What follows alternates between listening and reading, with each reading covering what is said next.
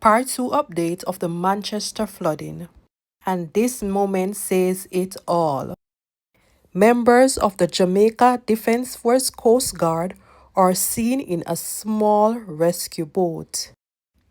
They are navigating through an area that used to be a residential street in Content, Manchester.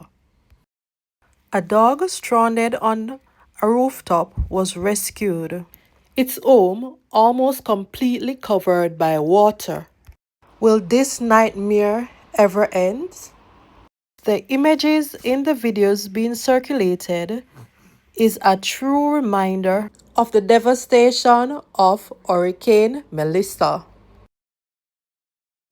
The residents of Content in Manchester continues to live this nightmare as their beloved home is a temporary lake. This is Kitania from Journey with Kitania. Follow for more updates, like, share, and subscribe.